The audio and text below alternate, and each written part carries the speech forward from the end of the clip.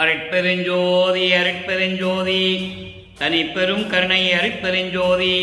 எல்லா உயிர்களும் இன்புற்று வாழ்க, வள்ளல் மலரடி வாழ்க வாழ்க, கொல்லா விரதம் குவளை எல்லாம் மூங்குக, நல்லோர் நினைத்த நலம் பெறுக, நன்றி நினைத்து எல்லோரும் வாழ்க இசைந்து.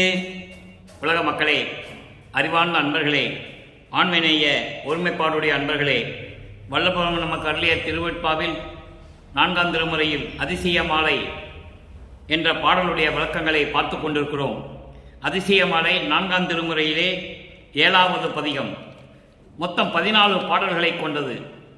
ஒவ்வொரு பாடலிலும் வல்லப்பமானவர்கள் எப்படியெல்லாம் தந்தையை நினைத்து வாடுகிறார் என்பதையும், எப்படியெல்லாம் தந்தையை நினைத்து முறையீடு செய்கிறார் என்பதையும், அதே நேரத்தில் மகனை தேடி அருட்பெருஞ்சோதி ஆண்டவர் வந்து எப்படியெல்லாம் அருளை கொடுத்தார் என்பதையும், யாரும் பார்க்க முடியாத இறைவன் எப்படியெல்லாம் வந்து தனக்கு அருளை கொடுத்தார் என்பதையும் நாம் பார்த்து கொண்டிருக்கிறோம். ஒவ்வொரு பாடலிலும் ஒவ்வொரு விதமாக வல்லப்பமா நமக்கு அருளி இருக்கிறார்கள். இந்த பாடலுடைய பொருளை பார்ப்பதற்கு முன்னாலேயே ஒரு சிறிய முன்னுரை. இந்த பிரபஞ்சம் தோன்றிய காலத்திலிருந்தே சமயங்களும் மதங்களும் மார்க்கங்களும் சூழ்ந்திருந்த காலகட்டங்களில் எப்படியெல்லாம் இறைவனை வணங்கினார்கள் என்பதையும், அப்படி வணங்கினாலும் கூட யோகங்கள் செய்தும் தவங்கள் செய்தும் இறைவனை பார்க்க முடியவில்லை என்ற நிலையில் வல்லப்பமானவர்கள் இறைவனை எப்படியெல்லாம் வேண்டுகிறார் என்பதை நாம் பார்த்து கொண்டிருக்கிறோம். சமயங்களும் மதங்களும் மார்க்கங்களும் சூழ்ந்திருந்த காலகட்டங்களில் கூட வல்லப்பமானவர்கள், அதாவது தந்தை தன்னை ஆட்கொள்வதற்கு முன்னால் இந்த மண்ணுலகிற்கு வருவிக்க உற்று 9வது ஆண்டில்தான் அருட்பெருஞ்சோதி ஆண்டவர் தன் மகனை ஆட்கொள்ளுகிறார். அதுவரைக்கும் மறைப்பு நிலை இருந்து கொண்டிருக்கிறது. வல்லப்பமானவர்களுக்கு மறைப்பு நிலை இருக்கிறது. எதற்காக இந்த மண்ணுலகிற்கு வருவிக்கப்பட்டோம் என்ற நிலை அவர் அறியாத நிலையில் இருந்து கொண்டிருக்கிறார். அப்படிப்பட்ட நிலைகளில் இந்த சமயங்களையும் மதங்களையும் மார்க்கங்களையும் சார்ந்த வழிபாடுகள் எப்படியெல்லாம் இருந்தன என்பதையும், தான் இறைவனை எப்படியெல்லாம் வேண்டினார் என்பதையும் தெள்ள தெளிவாக நமக்கு அருளியிருக்கிறார்கள். இறைவன் தன்னை ஆண்டு கொண்ட பிறகு, சமரச சுத்த சன்மார்க்கத்தை பெற்ற பிறகு, சமரச சன்மார்க்கனுடைய நிலை என்ன என்பதையும், சமரச சுத்த சன்மார்க்க அது ஒரு தனிப்பட்ட ஒரு மார்க்கம் என்பதையும், யாரிடனும் எவையுடனும் ஒப்பிடாத ஒரு நிலை, ஒப்பிட முடியாத ஒரு நிலை, அப்படிப்பட்ட நிலைதான் சமரச சுத்த சன்மார்க்கம். அந்த சன்மார்க்க நிலையில் இருந்து கொண்டு அதன் பிறகு இறைவனை எப்படி வேண்டினார் என்பதையும் நாம் பார்த்து கொண்டிருக்கிறோம். ஏன் இதை வல்லப்பமானவர்கள் 1ஆம் திருமுறையிலிருந்து 5ஆம் திருமுறை வரைக்கும் பாடல்களை இயற்றினார்கள் என்பதை என்று சொன்னால், மக்களுக்கு புரிய வேண்டும் என்பதற்காக. திடீரென்று சொன்னால் மக்களுக்கு ஒரு மாதிரியாக இருக்கும், ஏற்றுக்கொள்ள முடியாது. அதனால் நானும் பல சமயங்களிலும் மதங்களிலும் மார்க்கங்களிலும் இந்த நிலைகளில் நானும் இறைவனை பாடினேன் என்றும், அதன் பிறகு சமரச சுத்த சன்மார்க்க சங்கத்தை பெற்ற பிறகு அதெல்லாம் தேவையில்லை என்ற நிலையை மக்களுக்கு சொல்ல வேண்டும் என்பதற்காகத்தான் 1ஆம் திருமுறையிலிருந்து 5ஆம் திருமுறை வரைக்கும் நமக்கு அருளி இருக்கிறார்கள் என்பதை பார்த்து கொண்டிருக்கிறோம்.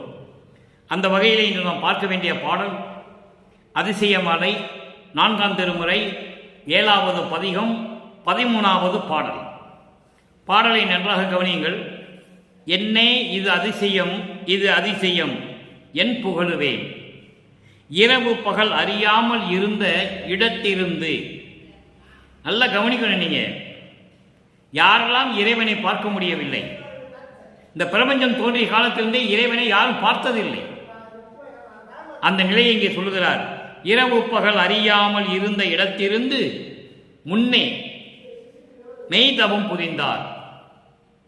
இன்னேயும் இருப்ப, முன்னேயும் மெய்தவம் புரிந்தார், இன்னேயும் இருப்ப, மூடர்களில் தலை நின்ற வேடமன கொடியேன், பொன்னேயம் மிகம் புரிந்த புலைக்கடையேன், இழிந்த புழுவினும் இங்கு இழிந்து இழிந்து புகுந்த என்னை கருதி தன்னேயமுற எனக்கும் ஒன்று அளித்து கழித்தான், தனித்த சிவகாமி வள்ளிக்கு இனித்த நடத்தவனே.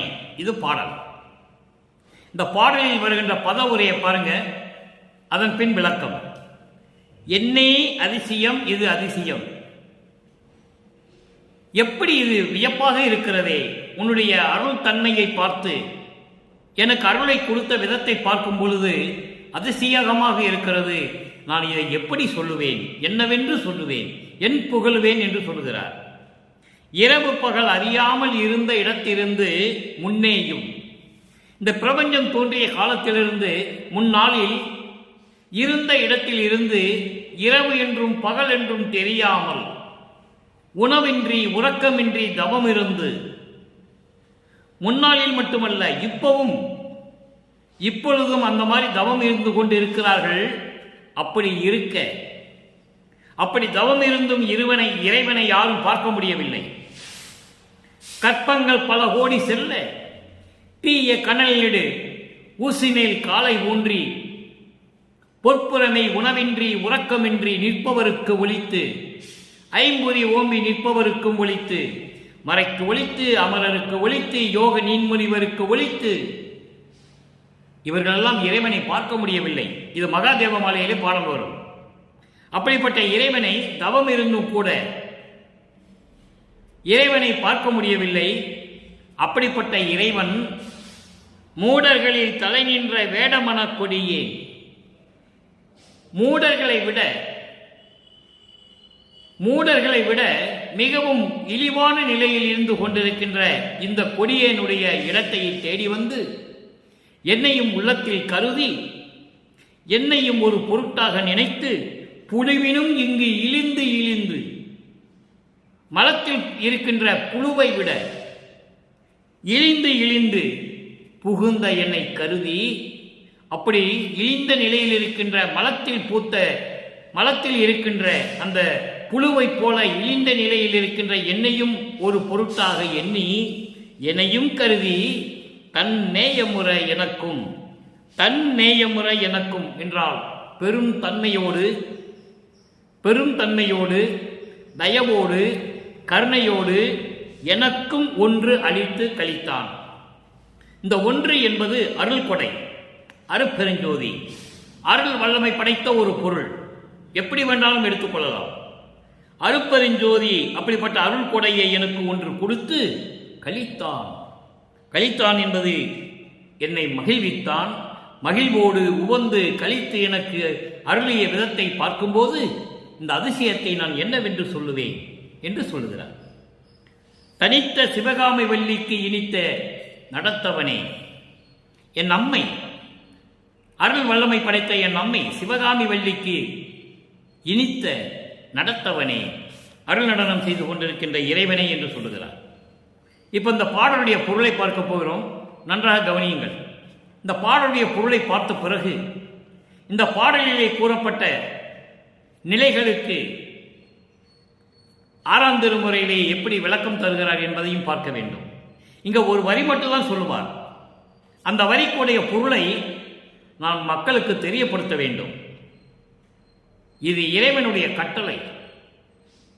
ஆக இந்த பாடலுடைய பொருளை பார்க்க போகிறோம்.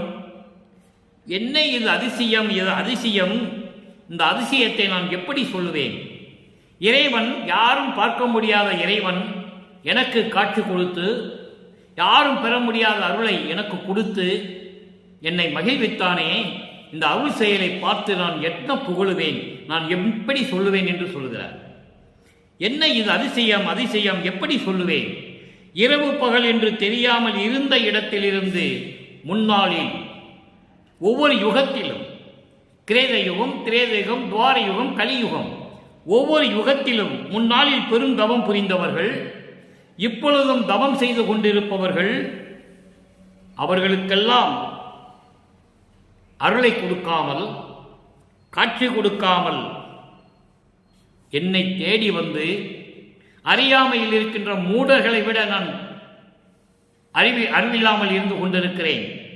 மூடர்களில் தலை சிறந்தவனாகிய வழிப்பறி செய்யும் கொடிய மனம் கொண்டவன் போல இருந்து கொண்டிருக்கின்ற என்னை, மிகுந்த பொன்னாசை கொண்டவன் என்னை, கீழானவனாக இருக்கின்ற என்னை, இழிந்த நிலையில் இருந்து கொண்டு புழு போன்று நெளிந்து கொண்டிருக்கின்ற என்னையும் ஒரு பொருட்டாக நினைத்து உள்ளத்திலே நினைத்து தனது பெருந்தயவால் கருணையனால் எனக்கு ஒரு அருள் கொடையை கொடுத்தான். அதான் அருட்பெருஞ்சோதி. அருள் கொடையை கொடுத்து மகிழ்ந்தான். அப்படிப்பட்ட இறைவன் எனது அம்மை சிவகாமி வள்ளிக்கு இனித்த, சிவகாமி வள்ளிக்கு பிடித்த நடத்தவனே, அருளாட்சி செய்து கொண்டு அருளடம் செய்து கொண்டிருந்த இறைவனே என்று சொல்லி இந்த பாடலுடைய பொருளை நமக்கு அருளியிருக்கிறார்கள் நமது இறைவன் வல்லற்பமானவர்கள். இப்போ இந்த பாடலிலே கூறப்பட்ட இரவு பகல் அறியாமல் இருந்த இடத்திலிருந்து முன்னே மெய்தவம் புரிந்தோர் இன்னேயும், இதற்கு விளக்கம் கொடுக்க வேண்டும். மூடர்களில் தலை நின்ற மூடர் மகள் வேடமன கொடியேன் புழுவினும் இழிந்த கொடியேன் என்று சொல்கிறார். மூன்றாவதாக தன்னேய முறை எனக்கும் ஒன்று அளித்து கழித்தான். இந்த மூன்று நிலைகளுக்கும் விளக்கம் தர வேண்டும். 6ஆம் திருமுறை பதிகம் 37 அருள் விளக்க மாலை 13வது பாடல். இறைவன் எப்படி நிலையில் இருக்கின்றான்? சமயங்களும் மதங்களும் மார்க்கங்களும் சூழ்ந்திருந்த காலகட்டங்களில் இறைவனுடைய நிலை என்ன? அதன் பிறகு சமரச சுத்த சன்மார்க்கம் என்ற ஒரு தனி மார்க்கம் உண்டாக்கி அந்த மார்க்கத்தை நிறுவி தன் மகனிடம் கொடுத்த பிறகு இறைவனுடைய அருள்நிலைகள் எப்படி இருக்கின்றன என்பதை தெள்ள தெளிவாக வல்லற்பமானவர்கள் 6ஆம் திருமுறையிலே நமக்கு அருளியிருக்கிறார்கள். 37வது பதிகம் அருள் விளக்க மாலை 13வது பாடல். அங்கே அதிசய மாலையிலே 13வது பாடலிலே இருக்கின்ற விளக்கம் இங்கே இருக்கிறது. எப்படிப்பட்ட இறைவன்? உண்ண தெவிட்டாது தித்தித்து என் உடம்போடு உயிர் உணர்வும் கலந்து கலந்து உள் அகத்தும் புறத்தும் தன்னிய வண்ணம் பரவ பொங்கி நிறைந்து அங்கே ததும்பி என்றன் மயம் எல்லாம் தன்மயமாக்கி எண்ணிய என் எண்ணமெல்லாம் எய்த ஒளி வழங்கி. அங்கே ஒன்று கொடுத்தார் என்று சொல்லுகிறார். எப்படி வந்து கொடுத்தார் என்பதை இங்கு விளக்கமாக தருகிறார். ஒளி வழங்கி இளங்குகின்ற பேரருளாம் இன்னமுத திரளே புண்ணியமே என் பெரிய பொருளே என் அரசே புன்மொழி என்று இகழாது புனைந்து மகிழ்ந்து அருளே. எப்படி இறைவன் தன்னை தேடி வருகிறார்? அந்த இறைவனால் எப்படி வேண்டுதல் வைக்கிறார்? இது சமரச சுத்த சன்மார்க்கத்தை பெற்ற பிறகு மதங்களும் சமயங்களும் மார்க்கங்களும் சாராத நிலை. அப்படிப்பட்ட இறைவனிடம் சொல்லுகிறார், உண்ண தெவிட்டாது, எவ்வளவுதான் சாப்பிட்டால் சரி, தெவிட்டாது தித்திக்கின்ற என் உடம்போடு உயிர் உணர்வும் கலந்து கலந்து. அப்படி தித்திக்கின்ற இறைவன் என் உடம்போடும் என் உயிரோடும் என் உணர்வோடும் கலந்து கலந்து, என் உடம்போடும் உயிரோடும் கலந்து கலந்து உள்ளகத்தும் புறத்தும் உள் அகத்தும் புறத்தும் உள்ளேயும் வெளியேயும் தன்னிய வண்ணம் பரவ குளிர்ந்த நிலையில். தன்னிய வண்ணம் என்பது குளிர்ந்த வண்ணம். அப்படிப்பட்ட நிலையில் பரவ பொங்கி நிறைந்து பரிபூர்ணமாக நிறைந்து அங்கே ததும்பி பரிபூர்ணமாக உள்ளத்தில் இறைவன் கலந்து கொண்டார் என்பதை வல்லப்பெருமான் கூறுகிறார்.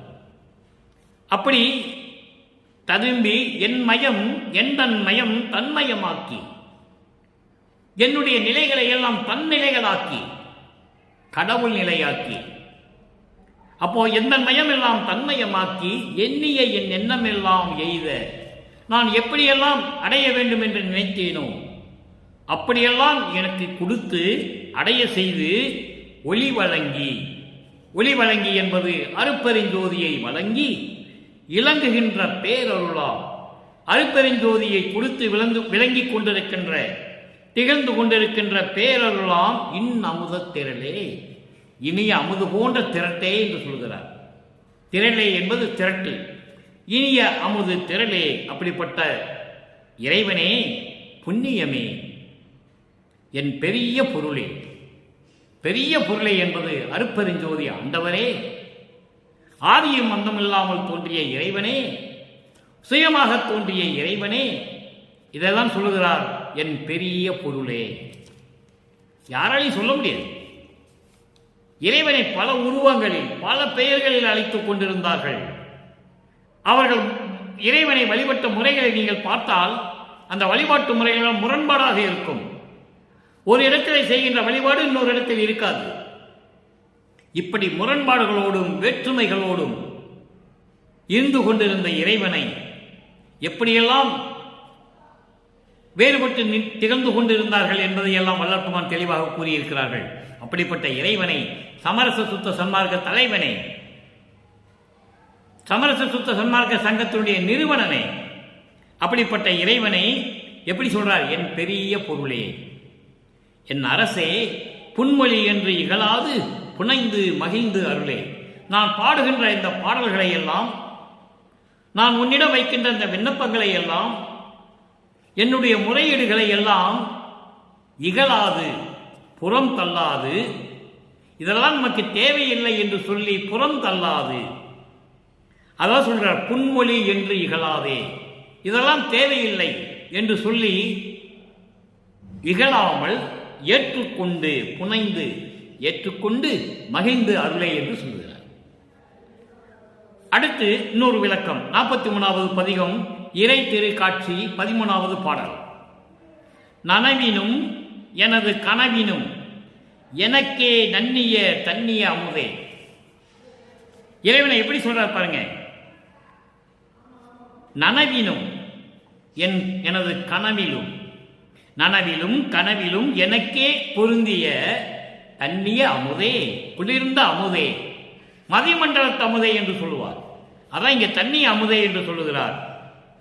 மண் உரு மயக்கம் தவிர்த்து, மண் உரு மயக்கம் தவிர்த்து, நிலையாக இருக்கக்கூடிய இந்த மயக்கம் மாயைகள் எவற்றையெல்லாம் நீக்கி என்னை தொடர்ந்து கொண்டிருக்கின்ற, என்னை பின்பற்றி கொண்டிருக்கின்ற, என்னை தொடருகின்ற, நிலையாக நிற்கக்கூடிய இந்த மயக்கத்தை எல்லாம் தவிர்த்து அருள்ஜோதி வழங்கிய பெரும் தயாநிதியை.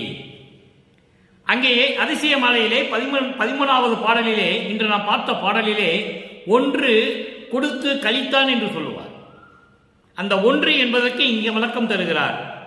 மண்ணொரு மயக்கம் தவிர்த்து, அங்கே இழிந்தவன் என்று சொல்லுவார். அப்படிப்பட்ட இந்த மயக்கத்தில் இருந்த என்னுடைய மயக்கத்தை எல்லாம் நீக்கி அருள்ஜோதி வழங்கிய பெரும் தயாநிதியை, தயவு உள்ள, கருணை உள்ளம் கொண்ட அந்த இறைவனை, அருட்பெருஞ்சோதி ஆண்டவரை, சினமுதல் ஆறும் தீர்த்து உள்ளே அமர்ந்த.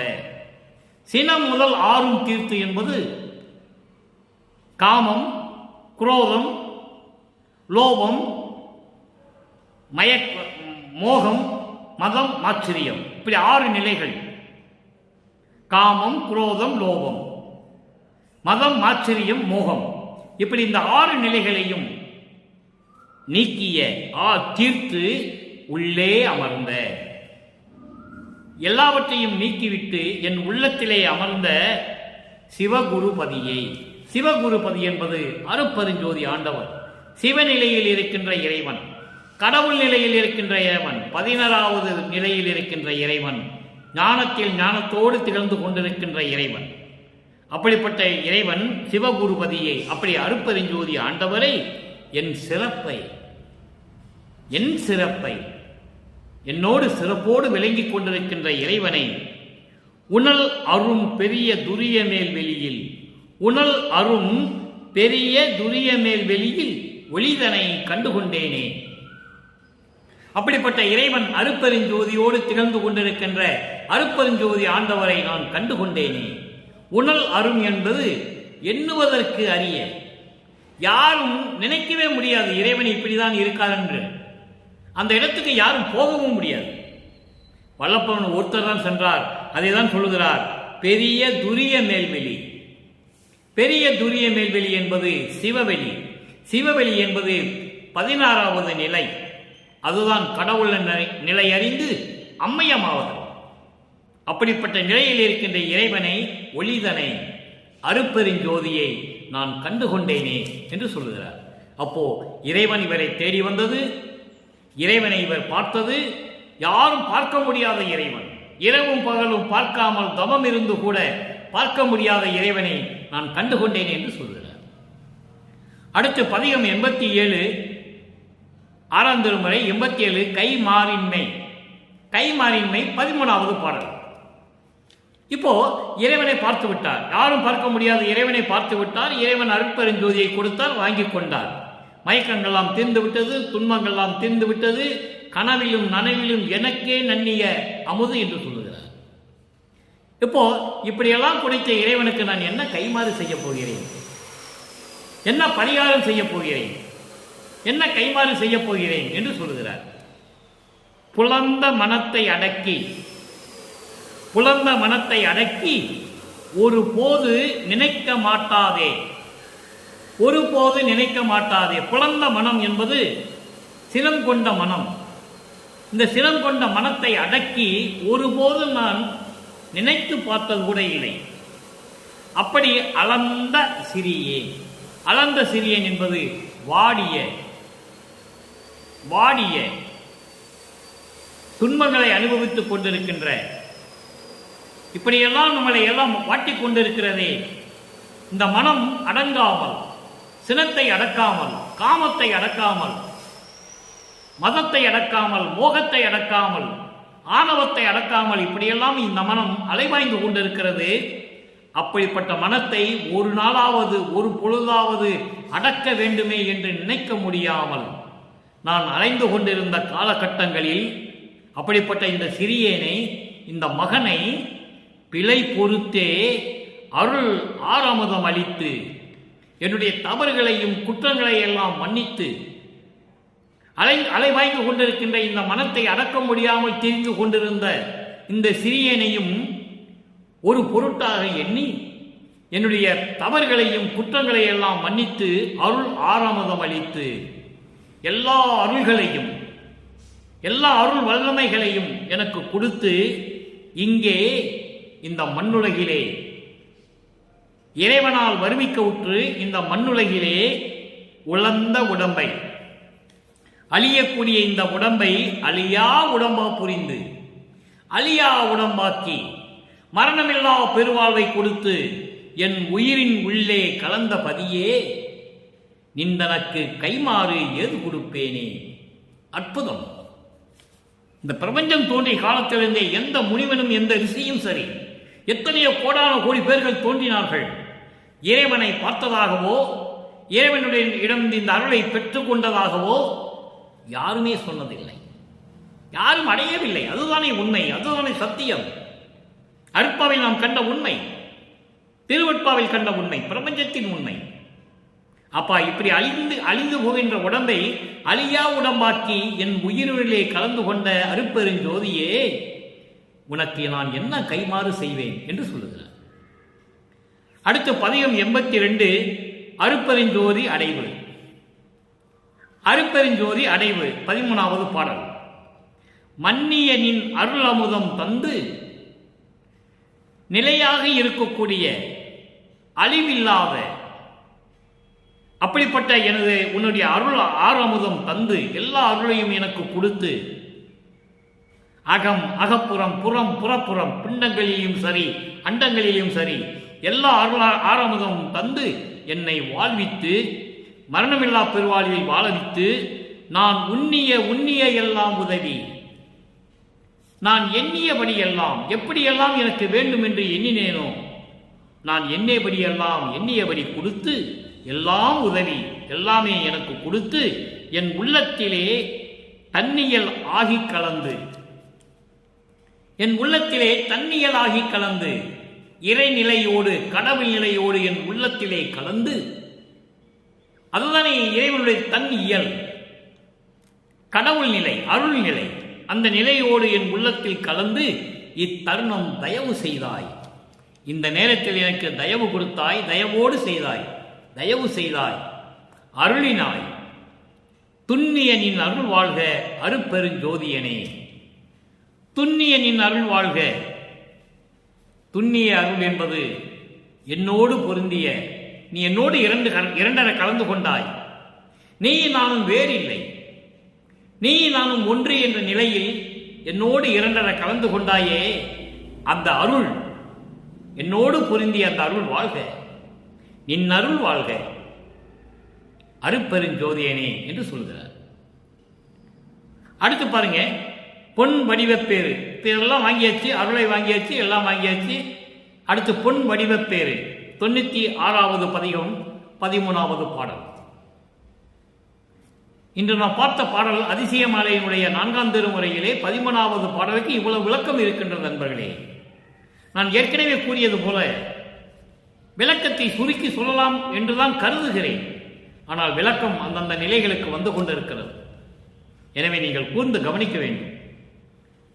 சோதி பிளம்பே, சோதி பிளம்பே. சோதி பிளம்பு என்பது நெருப்பு போன்று இருப்பது. சோதி பிளம்பை இங்கே சொல்லுவது அருப்பெருஞ்சோதியே சுகவடிவே. சுகவடிவே என்பது சுத்த தேகத்துடன் இருக்கின்ற பேரின்ப வடிவில் இருக்கின்ற இறைவனே. மெஞ்ஞான நீதி பொதுவே.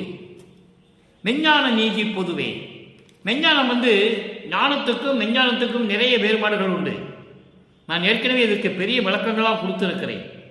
எல்லாமே இந்த பிரபஞ்சத்தில் ஞானம் பெற்றவர்கள். யாரும் மெஞ்ஞானம் அடையவில்லை. மெஞ்ஞானம் என்பது இறைநிலையில் இருக்கின்றவன். அவன்தான் மெஞ்ஞானத்தை அறிய முடியும், பெற முடியும். அப்படிப்பட்ட மெஞ்ஞான நீதியிலே இருக்கின்ற இறைவனே, நிறைநிதியே, பரிபூரணமாக அருள் செல்வம் கொண்ட இறைவனே. நிறை என்பது பரிபூரணம். பரிபூரணமாக அருள் செல்வம் கொண்ட இறைவனே, அருள் செல்வமே, அருள் செல்வமே, பரிபூரணமான அருள் செல்வமே. இந்த பிரபஞ்சத்தில் பரிபூரணமாக ஒளி வீசிக்கொண்டு ஒளி பரப்பிக் கொண்டு விளங்கிக் கொண்டிருக்கின்ற அருள் செல்வமே, இறைவனே, அருப்பெருஞ்சோதியே, ஜோதி கடவுளே. அருப்பெருஞ்சோதி கடவுளே, மாயை இரு கண்மம் இருள் எல்லாம் விட உள்ளே நின்று விளங்கு. என்னுடைய மாயைகளும் மயக்கங்களும் துன்பங்களும் துயரங்களும் இடர்களும் எல்லாம் நீங்கும்படியாகவும் வினைகள், கண்மம் என்பது வினை, வினைகளை வல்லப்பெருமான் 3 விதமாக கூறுவார். சஞ்சீதம், பிராரத்தம், அகாமியம். இந்த சஞ்சீதம் என்பது பல பிறவிகளிலே ஏற்பட்டு கொண்டிருக்கின்ற வினைகள், ஊழ்வினைகள். பிராரத்தம் என்பது சென்ற பிறவிகளிலே, போன பிறவியிலே. அகாமியம் என்பது இப்பொழுது இந்த பிறவியிலே நாம் செய்யக்கூடிய கர்ம வினைகள். இவைகள் மயக்கம், மாயை, கண்மம், மாமாயை எல்லாமே இதில் சேர்ந்துடும். இருள், இருள் என்பது அறியாமை.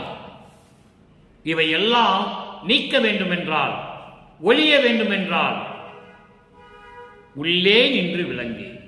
என் உள்ளத்திலே இருந்து கொண்டு நீ அருள் செய்ய வேண்டும் என்று சொல்லுகிறார். உள்ளே நின்று விளங்கு.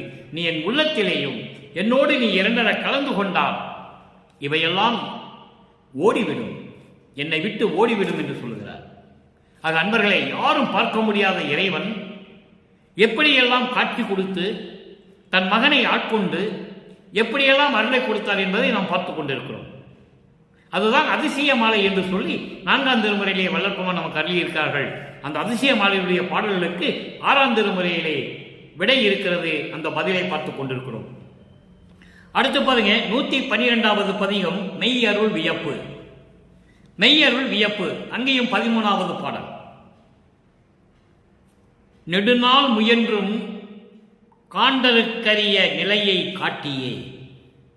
நெடுநாள் முயன்றும் காண்டருக்கரிய நிலையை காட்டியே, நிறைந்து என் அகத்தும் புறத்தும் சூழ்ந்தாய் ஒளியை நாட்டியே. நடுநாட்டிய நடுநாடியனின் அருளுக்கு என்மேல் என்ன நாட்டமோ.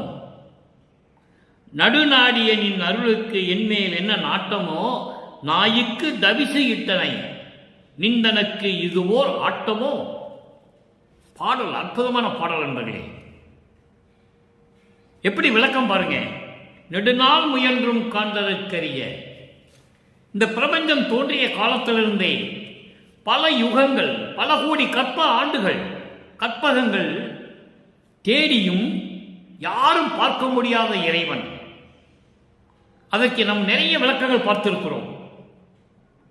ருத்திரர், பிரம்மர், விண்ணோர் வேந்தர், உருகரடர், காந்தரவர், இயக்கர், பூதர், மருத்துவர், யோகியர், சித்தர், முனிவர், மாணவர்கள் மற்றும் இவையெல்லாம் மனத்தால் தேடி கருத்தழிந்து தனித்தனியே சென்று வேதங்களை வினவ மற்றவையும் காணோம் என்று வருத்தமுற்று அங்கு அவரோடு புலமன் என்ற வஞ்ச வெளியே இன்பமயமாம் தேவை என்று சொல்லுவார்.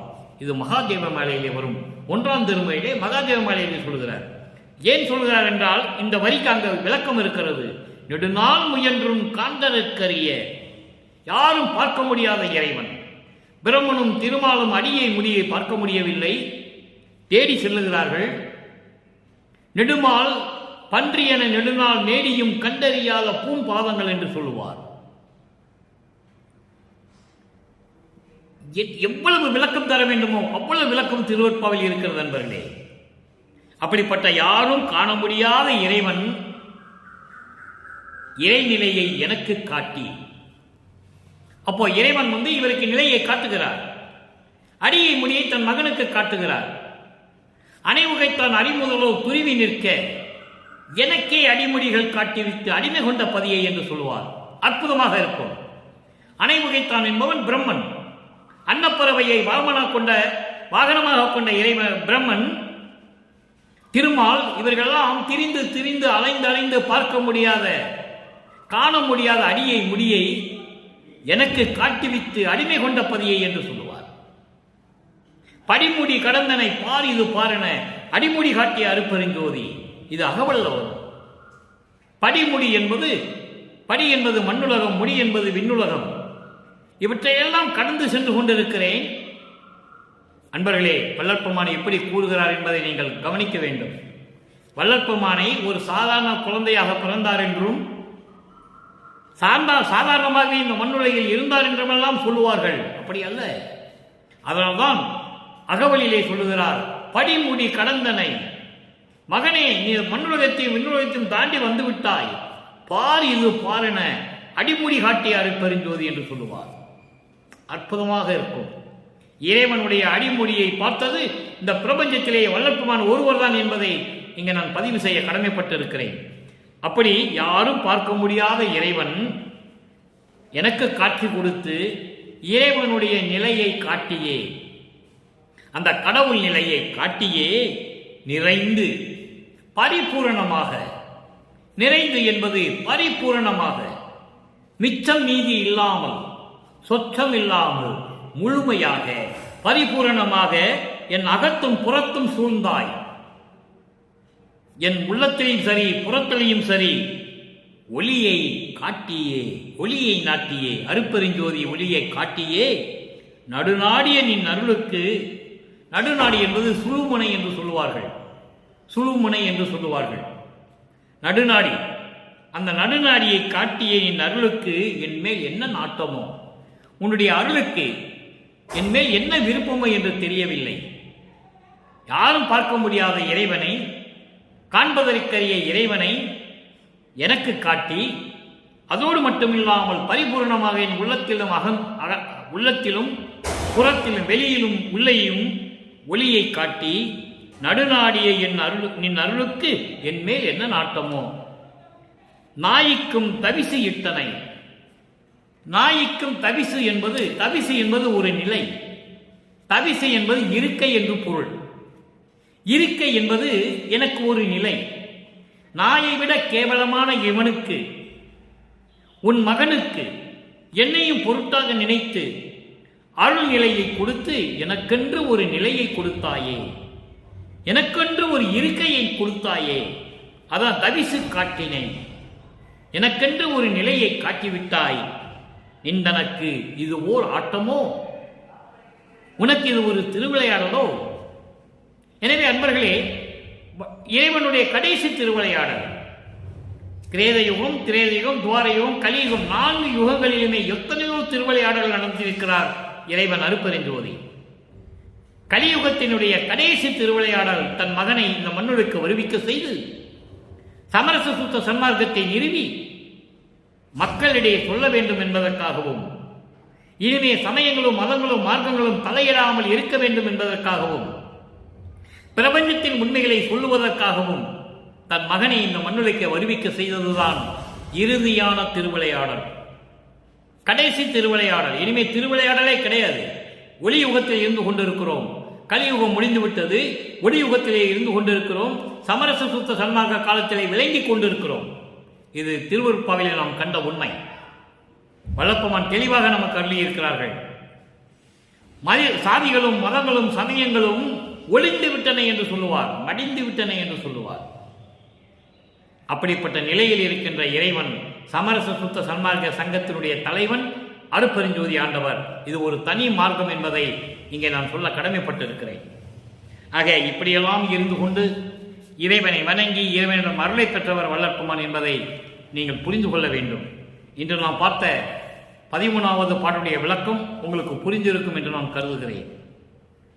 சுருக்கம் என்னவென்றால் 13வது பாடலிலே, இன்று நாம் பார்த்த பாடலிலே, இந்த பிரபஞ்சம் தோன்றிய காலத்திலிருந்து அதான் முன்னேயும் என்று சொல்லுகிறார், பின்னேயும் இன்னேயும் இப்பொழுதும் தவம் செய்து கொண்டிருக்கிறார்கள் இறைவனை பார்ப்பதற்காக. அப்படிப்பட்ட இறைவனை யாருமே பார்க்க முடியவில்லை.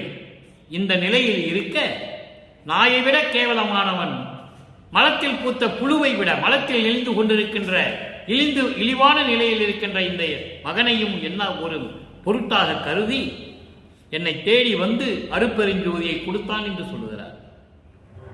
கொடுத்தான் என்று சொல்லுகிறார். அதனுடைய விளக்கம்தான் 6ஆம் திருமுறையிலே இவ்வளவு விளக்கங்களை நாம் பார்த்திருக்கிறோம். எனவே அன்பர்களே, அப்படிப்பட்ட இறைவன் வள்ளற்பெருமான் அவர்கள், அவருடைய நிலையை நீங்கள் புரிந்து கொள்ள வேண்டும். அருள் நிலையில் இருந்து கொண்டு கடவுள் நிலையில் இருக்கின்றவர். சமரச சுத்த சன்மார்க்கத்தை இந்த உலக மக்களுக்கு தெரியப்படுத்த வேண்டும் என்பதற்காகவே இந்த மண்ணுலைக்கு வருவிக்க உற்றவர், இறைவனால் வருவிக்க உற்றவர், இறைவனால் இறைவனாகவே வருவிக்க உற்றவர். திருவுட்பாவிலே தெளிவாக வள்ளற்பெருமான் நமக்கு அருளி இருக்கிறார்கள். அப்படிப்பட்ட இறைவனை நீங்களும் வணங்கி, சமரச சுத்த சன்மார்க்கம் ஒரு தனி மார்க்கம், எந்த மார்க்கத்தோடும் இதை ஒப்பிட முடியாது. அப்படிப்பட்ட நிலையிலிருந்து பார்க்க வேண்டும் நீங்கள். இது தனி மார்க்கம் என்று கருதி இந்த மார்க்கத்துக்கான இறைவன் அருட்பெருஞ்சோதி ஆண்டவர் ஜோதி வடிவில் இருக்கிறார்.